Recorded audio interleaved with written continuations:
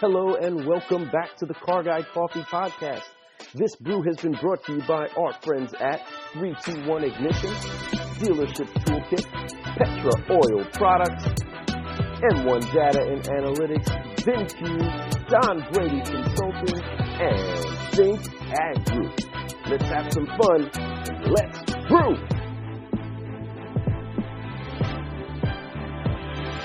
It's all about getting to know somebody. They want people buy from people they know, and that's what they want. They want to feel comfortable. They don't want to feel like they're getting ripped off. They want to feel like that you're there for just one purpose, to help them.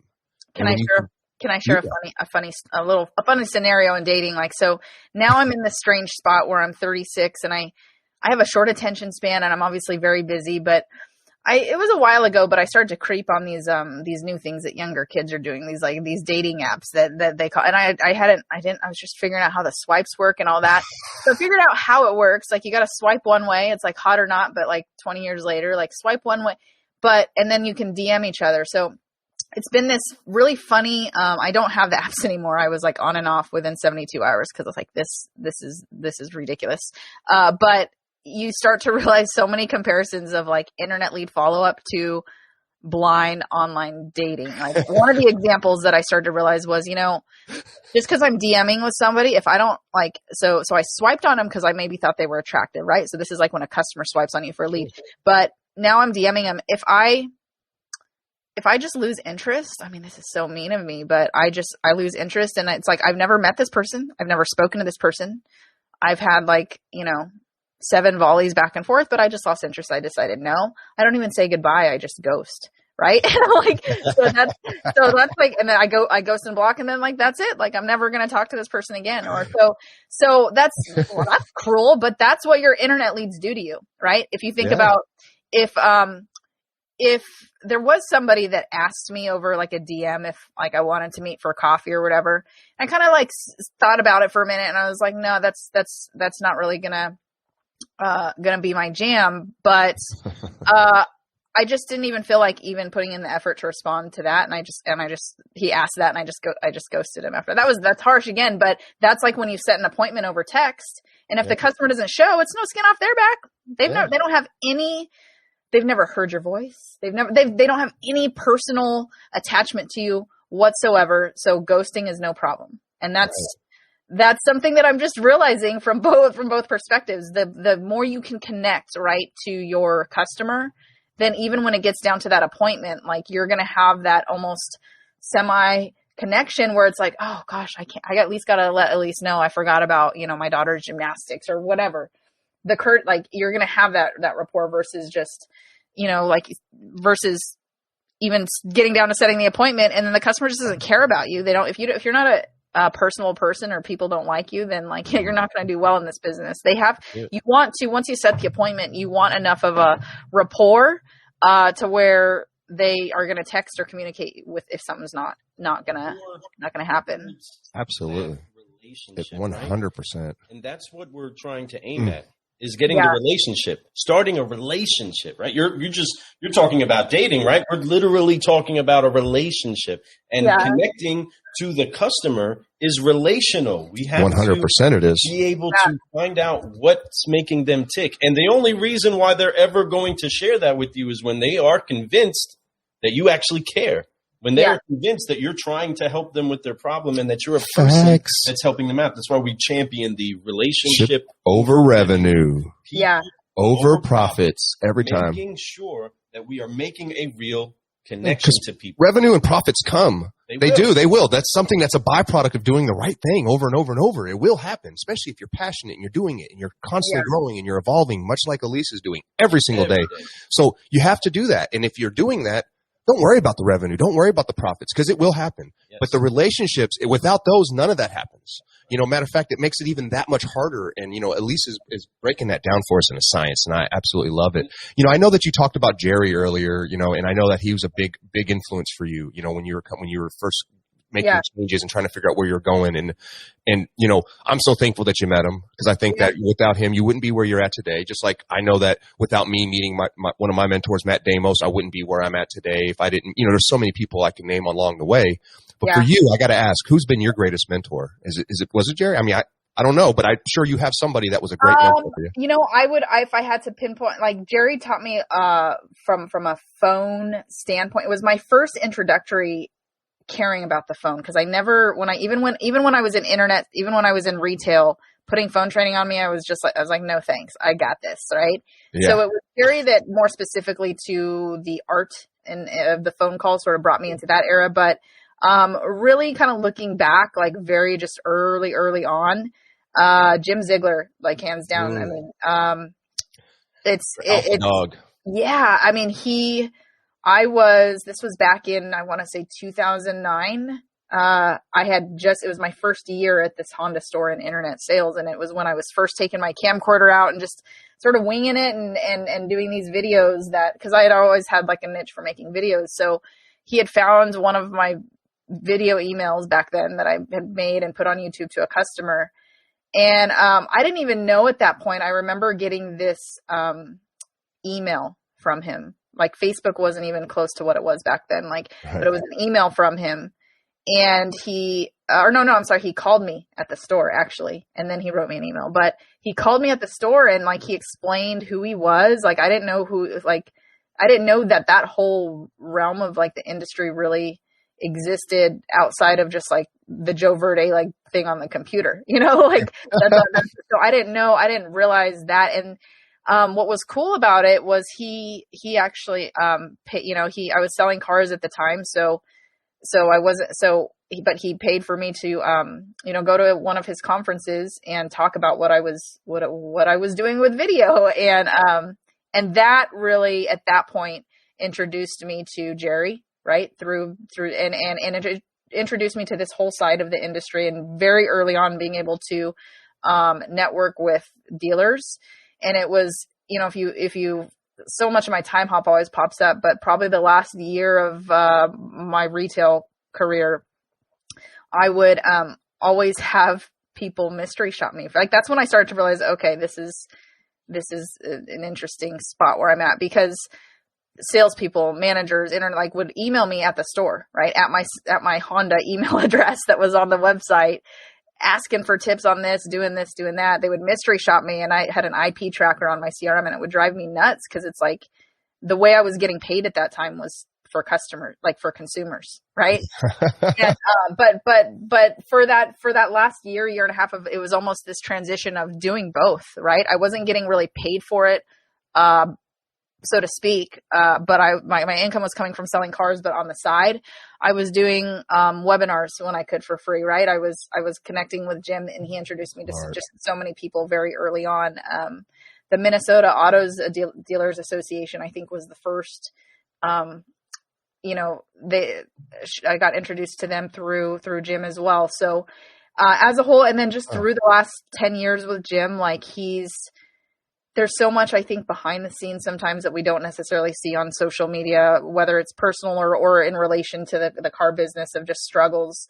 And he's always been that person for me that I can go to and know that I'm going to get a straight, sometimes not like, ooh, that stung a little bit, but the good kind of stuff that I like to guide me in the right directions. And, he's a cancer survivor. So yes, that was a big thing. When that, right before COVID was his surgery. So, myself and a few of, my girlfriends and great friends with Jim and Debbie, like we went out to see him. So he's definitely been just a huge part of where I'm at today. So that's wow. What an honor, man. I got to throw some claps at that one. Seriously, go alpha dog, man. That's the way you do it, man. You went out and found a diamond in the rough and helped polish it. And I tell you, she's going to be thankful for that forever. Obviously she is. She's just brought you up as her mentor. I mean, I absolutely love that. I'm a huge fan. I love what he's doing, what he's been doing. And I'm so glad that he, the surgery went well, that he's recovering well, and he looks good, man. And he's definitely doing some very positive stuff for you, for everybody out there. He's trying to change this business, much like what we're trying to do with Car Guy Coffee. We're trying to make this business better. So if we can get as many people involved doing that, the better it's going to be, and the better that we can get rid of those commercials like Vroom did for Super Bowl and all that other type of stuff. Because I tell you what, 80% of us out there are exactly what that Vroom commercial was. And that's the saddest part about the car business. And you 80%, shame on you. You need to change it up because it's going to change. And if you don't change, you're going to start to slowly see that it's not going to work no more. You're going to eventually be like, man, I wish I just did the truth and honesty and did all that stuff in the first place. And you know what? Now that you hear this, you will see that. And I hope that it does change it. And I'm so glad to have people like you out there who are making a change too, Elise. You're amazing. And I'm so glad to have you here. So, Lou. So thank you for helping us to transition properly this message we're trying to get to people, that it's so important that you forget, focus, and fly, but you get to where it is that you're going by understanding how to accept correction, how to let somebody cut on you a little bit, to primer you, to sand down some of the rough spots. Right? Don't take offense to it. Enjoy it. That's what your mentors do, right? Yeah. But that's also what you do when we sit there and we listen to a phone call. Right? It's so easy for the top dog that has his big numbers up there to have a lot of activities, have a lot of stuff made, and then listen to a phone call and say, well, that one, you actually could have had that, but you flopped that. Right? And be like, whatever, man, look at my numbers. Right? Look at my numbers. Right? The person that doesn't accept correction properly has a hard time growing. Right? It is key that you prune something that you want to grow properly. It is in our psyche, it doesn't make sense to cut away so that you have room to grow, right? But that's just how seed time and harvest works. And you allow people to cut on you and to build you. And there's a lot of things that happen in the background, like you said, that nobody knows about. Nobody knows what correction got done. The customer doesn't know that salesperson just resent a text out there because his manager said, what are you saying to this customer? You know what I mean? The customer doesn't know that there's a silent little victory for the salesperson that they didn't even know they had when they look back at the text message and they respond and you're like, boss, it worked. Look at that. They actually said yes. You know, they're actually coming in, right? Those little victories. And like you said, the wins are key, whether it's getting a first down or getting 5 yards or getting the touchdown. You celebrate each and every one of them. And that's what helps to make a consistent product flow. When the customers can come in, get what it is that they're wanting, right? And every time, nothing makes you feel like in Cheers, right? Go to a place where everybody knows your name, right? So when we get into a spot or we go to our favorite coffee shop and we can just give them the nod, you know which one I want, right? And they just make it up that way, and it's exactly, all the details exactly to the taste that you want.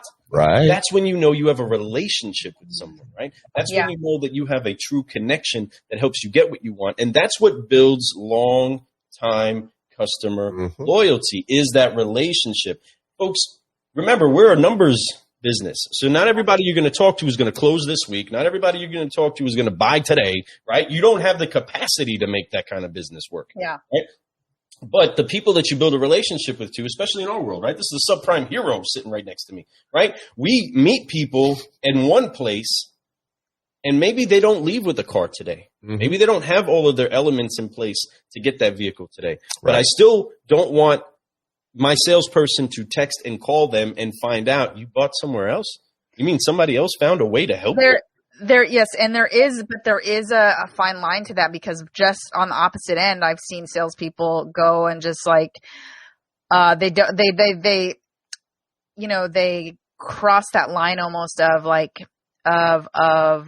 just following up, and then they get the customer on the phone, and they're like, well, what do I do besides just keep asking if they want to buy? Like, what they don't know how to cure, like if it's, because you don't want to lose the deal either by just, if the customer, for example, says, well, this, maybe it was something on their credit, for example, that they need to take care of. We see that all the time.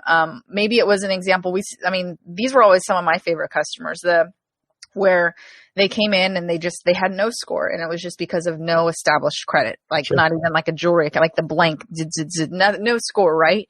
And no score and very minimal down. And a lot of banks just aren't going to buy that without a cosigner. Right.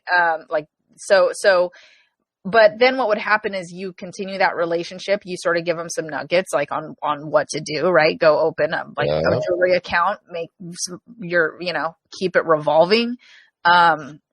And then when they come back, they're a 680, and there's a first time buyer program typically for something like that. They did, those were all because a lot of people would run that credit. Oh, there's no score. Oh, all right, next, right?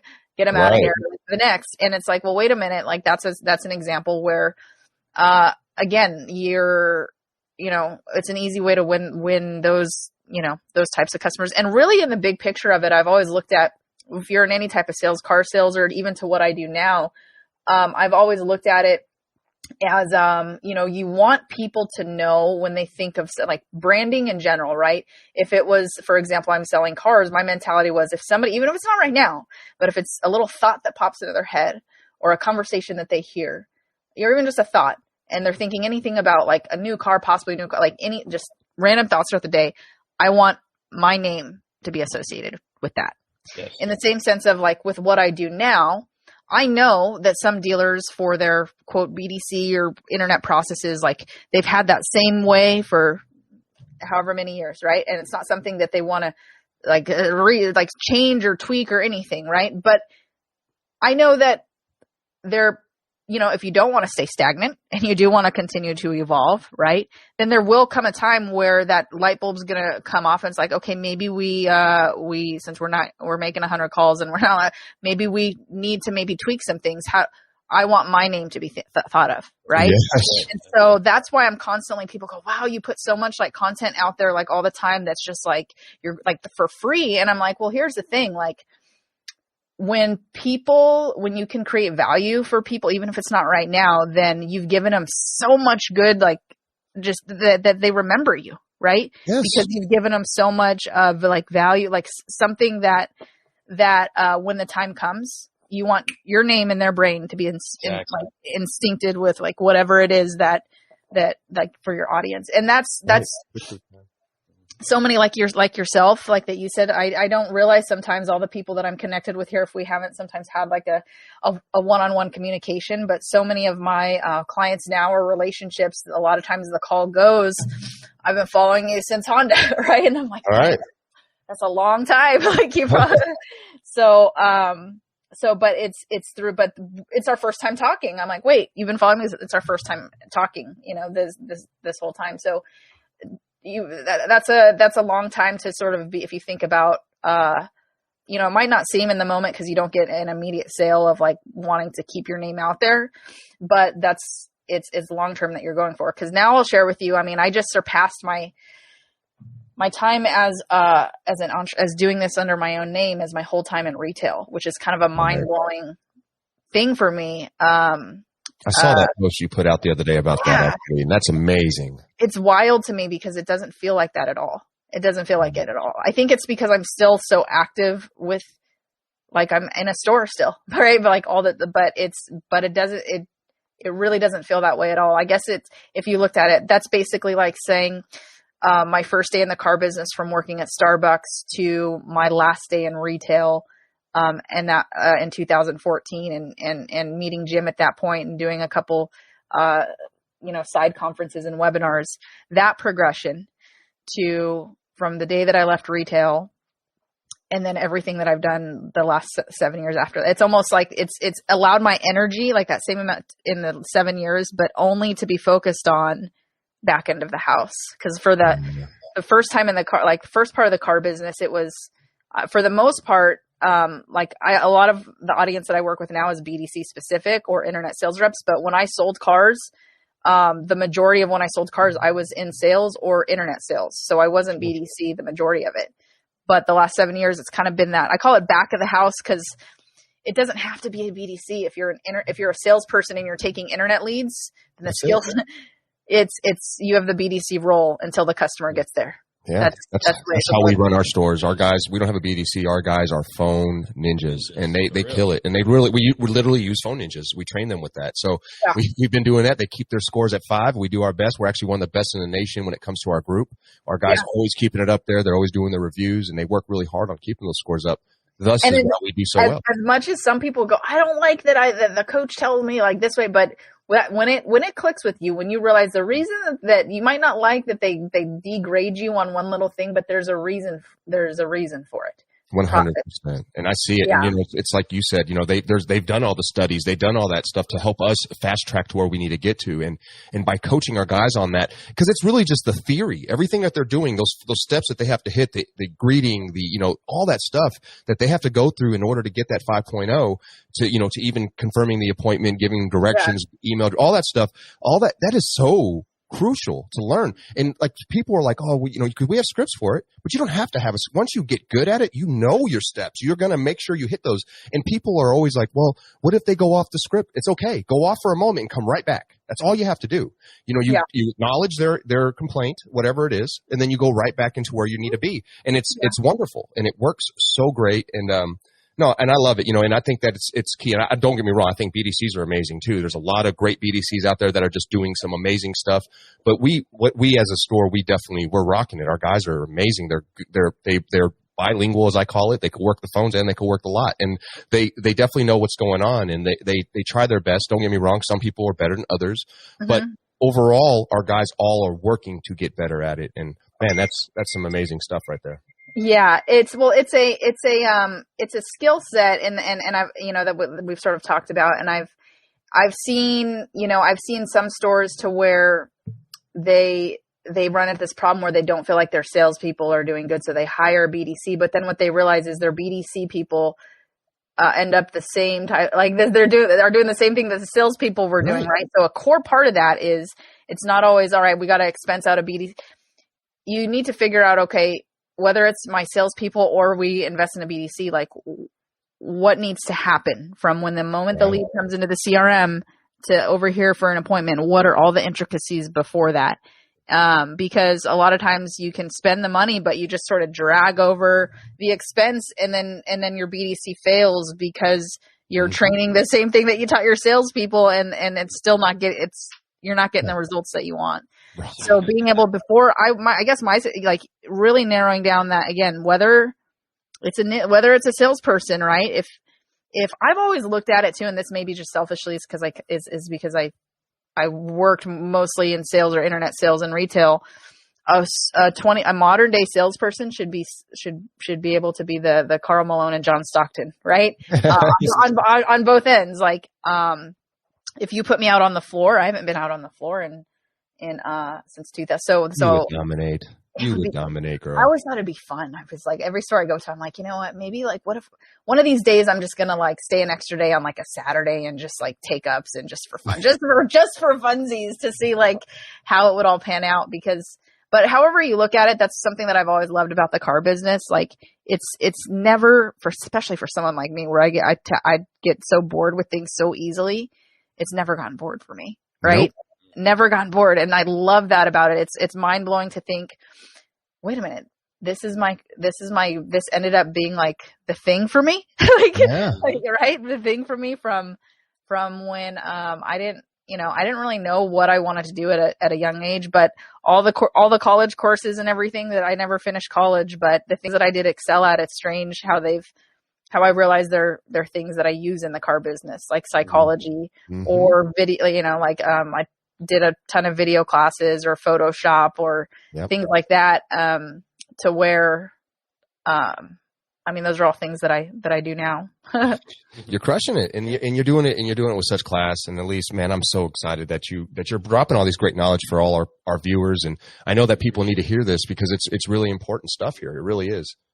Yeah, I've gotten a couple. I don't know if I've gotten a couple texts. I haven't read them, but they're popping up on my computer on, hey, I'm listening to the podcast right now. Awesome stuff. So thank you guys again for having me. well, pulling all that together is just for time. We want to make sure that we do get through this 5-liner. You are dropping so much, and I can't wait for the follow-up and how we do that. But for those of you that are listening, car guys, car gals, and you're taking notes and you're trying to figure out, how this all comes together inside of your business, the keys to making sure that you actually correct the things that are damaging. Just doing the work isn't enough if you're not going to get the fruit out of it. Just because you have the seed in your hand doesn't mean that it's going to get the same result when you plant it on rocks. Okay. You need to make sure that you put it in good, fertile soil in order to get a good harvest. And you've learned a lot of those lessons. You've picked up a lot of that, and you help people get correction now. And the thing is that we in this business, it's so great and addicting to a person who likes people, right? That's why we love the Clubhouse app. We love the human connection.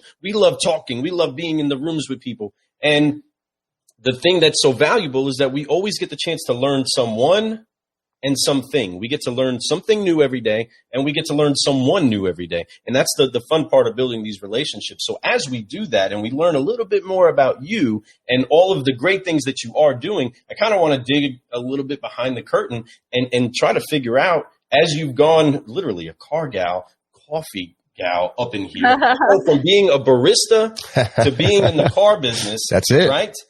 What has been your biggest lesson from being the barista into the car business to now being on the Car Guy Coffee podcast? What's been the hardest lesson you had to learn? Oh, I would say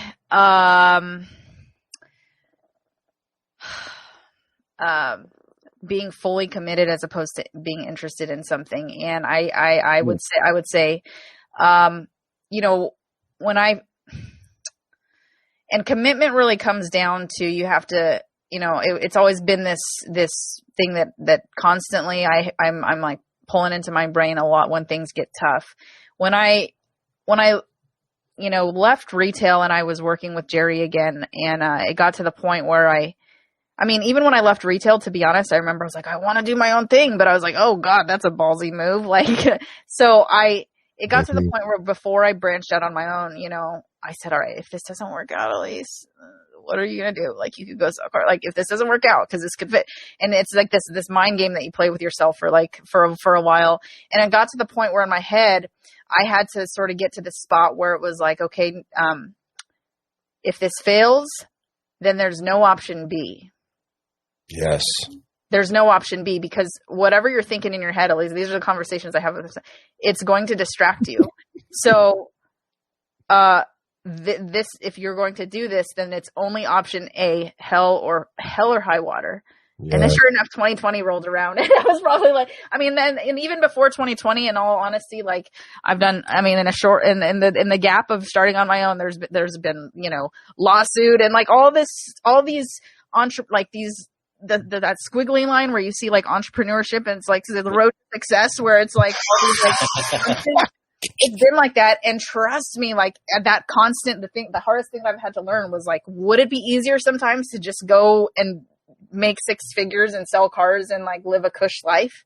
Absolutely. But like it's that commitment. There is no option. And sticking to that. Right. And I feel as though it's kind of a cool thing, because I feel like it's almost a test sometimes from the universe, like how much, like if you get, because what I found is when you do have your moments of when things come down, and it's just gravity, right? Everything that goes up is going to come down, but 100%. Your ability to know how to consistently pull yourself up from it, like in it. And that's kind of just the take on that, especially after that is probably the biggest lessons, because there's, especially with last year, there's things that get thrown at you where you're like, what in the world? Like, nobody told me this. Look on page 27 of the Book of Life. This wasn't in there. So it's in those moments where, when you want to give up on something, because that would be the easy route. Sure. You really have to almost push yourself to not. Right. And because I mean, that's just always been the champion mentality. Like, you don't give up. The struggle is like, sometimes your mind will tell you to give up. Even your body will tell you to give up. But you have to have a core reason of not giving up and staying committed, because otherwise anything else, if you, I've always looked at, I've analyzed quite a bit the difference of being interested in something, which sounds nice, but interested will fail you. When things get inconvenient, you're going to tap out. Commitment is what's going to keep you in the game, even when things get difficult, really difficult. So that would be the biggest lesson through it all. Stay committed. Commitment is huge. There's no option B. I love that. You know, you're speaking to our hearts right now, because you know we are in the middle of all that type of transition getting ready to happen. You know, we got to not have a plan B, only a plan A, and that's it. And we're going to go for it. And you know, and you're speaking extremely to our hearts right now. So thank you for saying those words. And that's something that's really crucial. And I love that. And you're mentoring us and you don't even realize it right now. So, and those things are important to have. When you only dabble in something, that's all you're going to get out of it, a little dabble. Now, if you jump in head first all the way into the deep end, not knowing what's in there, and you just go for it, you're going to get the best results. You're going to have the most fun. Commitment and passion, like Wendy says, that is key right there. No, I love it. You're doing it, and you're going to keep doing it, and you're doing it, and you're doing it with such vigor and passion. I mean, I see what you're doing. You are doing it. You're all the way out in the West Coast, and I know who you are. You know what I mean? Like I've been following you. There's people that are important to me that follow you, and they tell me all about you. Like, oh man, this Elise girl's amazing. And everyone loves you, and that's not because. It's not because you're fake. It's not because of that. It's because you put real stuff out there. People know who you are, what you're about. Keep it real. Yeah. And so your future is so bright. I think that as much as we all know, and we're all young, and you said 36 earlier, that's young, girl. Young. We're all young. I'm 42, Lou's 39, getting ready to turn 40, so we're all babies still, right? So we have plenty of time to do a lot of amazing things. The goals that we have today will change within 10 years. We will have different goals. We will be different places, but we will always be doing one thing. It's keep growing and keep growing. And you're going to always be looking for that because you have that why. You have those things, we've talked about your why. We've talked about what got you in this business, your mentors. We talked about, the biggest lesson you had to learn. Mm-hmm. So my final question for you is, what has been your greatest reward from doing this opportunity, from being an entrepreneur, from growing? What has been the greatest reward for you so far? The greatest reward for me, and it didn't really, the glue sort of, I think, came together a lot in 2020 is, it's allowed me to where I have just full belief that the industry that we're in is the greatest industry in the world, because here I am where the odds really are not in my favor if we're going to put it on paper, right? Like I'm female. I'm of a quote minority ethnicity. I'm in the car business. Yeah. And if you were to put that out on paper, then, I shouldn't be able to, live a quality life, right? With my daughters, which are my core, which are my reasons, right? But no doubt, the greatest reward, has been to, be able to have a life where I have my time with them. I can, especially with virtual training and all that madness, that transition, but be able to, for the first time last year, because I was the first time that I haven't had just hired a nanny or like a maid to do all my stuff. Right. I used to be that type of just all in focused on work for the income level and for the hustle level and to provide for my girls. But I didn't have that. I didn't have that quality time, like with my kids. That's going to be most important. If I wasn't here tomorrow, my daughters aren't going to care what's in the bank account, right? They're not going to remember those things.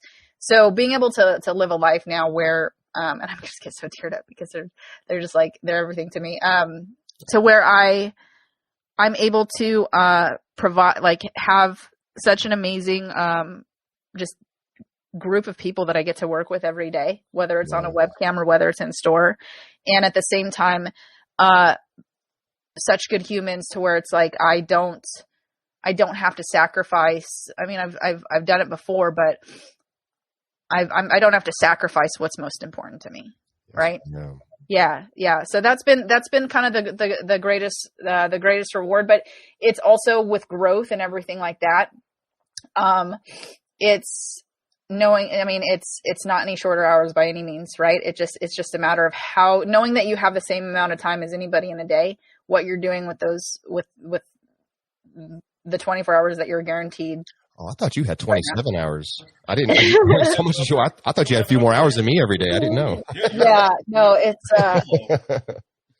get a little, I cheat a little bit though, because so much of what I do is East Coast. So even though I live technically on West Coast, my body, my brain, so much of the time is just naturally on East Coast time. Yeah. You know how to do it. I mean, that's a benefit, and you understand that. Yes. Hit our chest one time, Lou. Come on. Now that was some love. And, I feel you on that, and I love how you have passion for your children like that, and how much you love them, and they know that, and it comes through. And you, I mean, honestly, you had my heart warming up, almost had me tear up for a second. Absolutely love you for that. You know, people feel that, and that's what I'm talking about earlier. The real. It's that real, and you are so real, Elise. Elise Timberlake. And I see him back there, and I keep I know. We had a good conversation, him and I. I loved it. You know, I remember when I was younger, and he was with, you know, obviously NSYNC. I used to be like, I don't like JT. Who likes that guy? He's always weird. He blah blah blah. But then he dropped his first album, and I was like, oh, hold on a second. I mean, hold on a second. This dude is for real, and he's been for real ever since. And man, I want to be Mr. Timberlake myself. He's that amazing. But so I call myself Fred Timberlake. But but no, honestly, Elise, you brought honor to the business. You've brought honor to your family. You brought honor to yourself. You brought honor to everyone that you deal with, your mentors, the people you work with, everybody that you're training in the teams that you're with. You brought honor to all of them. You've brought nothing but love and passion. You're showing that right now, and you're being so real and honest, and you're talking from the heart. And there's no doubt that there's more than enough passion from you to pass on. You are doing what you're supposed to do. If you weren't doing what you're supposed to do, and you were underutilizing, you're underachieving, you're doing everything wrong. Now you're doing it, and you're sharing it. And I know as you become more of a monster in this business, as you already are, it's just going to be more and more that you're going to pour out to people. Your brew that you have is so contagious. It's so delicious. And I'm so glad I've been drinking it all morning right now. Everybody's had a good cup of it. It is. It really has been. And, you bring so much to things. You got Russ Mann saying powerful words, Elise. You got, Wendy saying, commitment and passion. Elise, thank you for setting the bar up and rising automotive women as well as those who continue to fight the good fight. Now, listen, minority, Lou and I are both minorities, so we understand what that's like. Being a woman and a minority in the car business could be even more difficult, but you don't even make it seem like it's an issue. Like when you brought it up, I was like, yeah, she's got a good point there. I didn't even think about it that way, because you are not, I don't even think of you like that. I just think of you as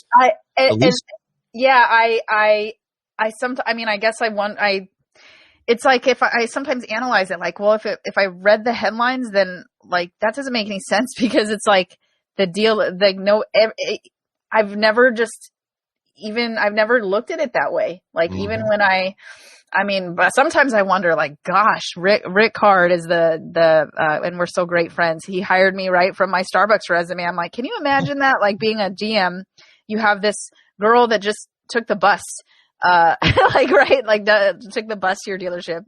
And the resume is like Starbucks and waiting tables and a paper route and like all these, things, and you give that person and I was the car business for sure had brought out my personality. I mean, when I worked at Starbucks, the personality would come out, but it's funny. It's like early phone skills days. It was a lot of times on the drive-through where I didn't have to look at anybody.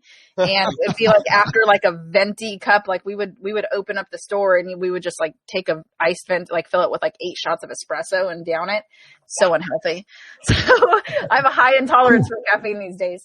And then, but man, 8 shots of espresso, 4:30 a.m. drive-through on that headset. Like those are some. But I can imagine. Hey, you guys want some coffee? We're good. All right. Well, they had this. I've always had this like competitive spirit down to like just everything that I do. They had a bean selling contest. I remember this is the only thing that I sold before the car business, and it was if you sold the more pounds of beans that you sold, right? Mm-hmm. Then it was when the fires were taking place. I remember down in San Diego. Then the more pounds of like Starbucks beans that you sold to customers, then like you won a $25 like Visa gift card like at the end of the month, right? Yes. It was so worth it though, wasn't it? Boxes. I wish this was like back when your camera phones were like half a megapixel, but just boxes of like, because what you could offer the customer was if they bought a pound of beans, and they got a tall cup of coffee free. Heck yeah. And then it was like the firefighters and everything. And I was living in San Diego back then. That was my first like fire experience where it was bad. Like, it was bad. So, but then anything like that's always just kind of been my I've always having a fun competitive spirit is really good in this business too. Absolutely. Period. Yeah. In life, I think in life, fun. Like you put that word and you said it right. Fun competitive spirit. Right. It can come off in the wrong way for sure. All I do is win all the time myself, Elise, and I definitely don't like to lose. But when I do, I take it gracefully. Don't get me wrong. Yeah. But I definitely don't like to. I like to be on top. So but no, man. Of losing, we are losing time right now, and we need. Yeah. I'm going to be headed. I'm going to be hopping onto an in-store here pretty soon. So I want to throw some honor real quick to the people that have been joining us from beginning to end. I don't know if they've stayed with us the whole way, but thank you so much, Sandy Cerami. Thank you, Jason Grimes, for jumping in here. The wonderful and marvelous Wendy Reeves. Yes, we honor you beautiful so much. People. Daniel Gomez, who just put a post out talking about, are you interested or are you committed? I know that she is brewing your style of coffee since you were saying that you needed some. There you go. Put that inside of your cup. And our friend, the man himself, Mr. Russ Mann. Love that guy. Thank you for being in here. But we honor that we have so many people that are wanting to partake of Solutionaries that are like you. Thank you for gracing us today. Thank you for encouraging us today. You spoke more life into us than we can describe. And we can't wait to keep this conversation going. We want to make sure that people can get a hold of you wherever it is that they prefer to get a hold of you at, but how you want to do business, right? Like we were talking about. So how is it that people can get a hold of you, and where is it that they need to be paying attention to you most right now?